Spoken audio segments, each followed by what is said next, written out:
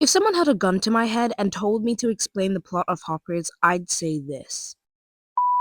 Mabel. What is it with Pixar movies these days? Why is everyone Asian? Like, don't get me wrong, I love diversity, but seriously, why do they always have bean mouths and why are they all Asian?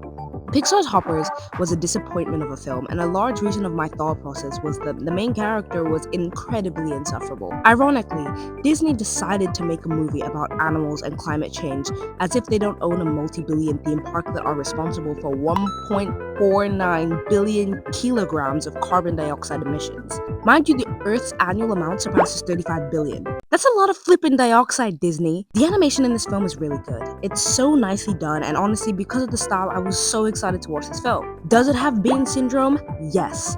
But am I going to LARP it up? Absolutely. I'll also say this, the jokes weren't actually half bad in my opinion, especially when Mabel first arrived to the forest. Yeah, it's crowded, but we're still alive.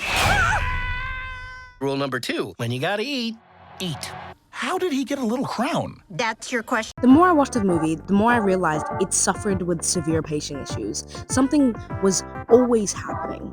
One second she was a kid, the next she was an adult, then she was a beaver, and now the animal council is surrounding her. I barely had time to recalibrate and take it all in. There are a few more logical issues sprinkled around the movie, like how she was able to remain beaver form and neglect her body in a chair, or how at the end the animals were able to figure out human technology, but this whole time they couldn't recognize what a speaker was. Right.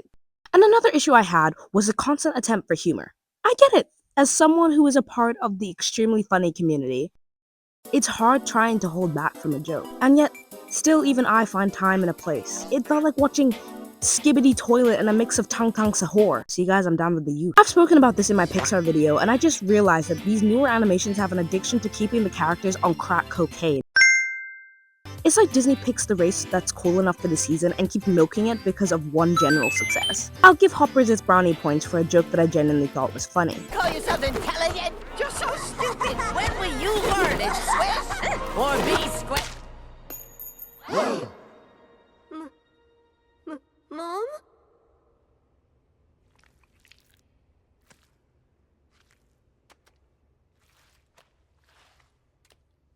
But that's it. Now we are back to this thing.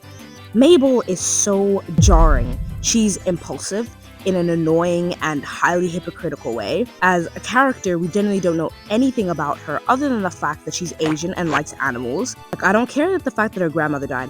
Also, she got adopted by her grandma because she had issues or behavioral issues that her mother couldn't handle, but they never discussed that at all. Like, we just forgot her mother existed.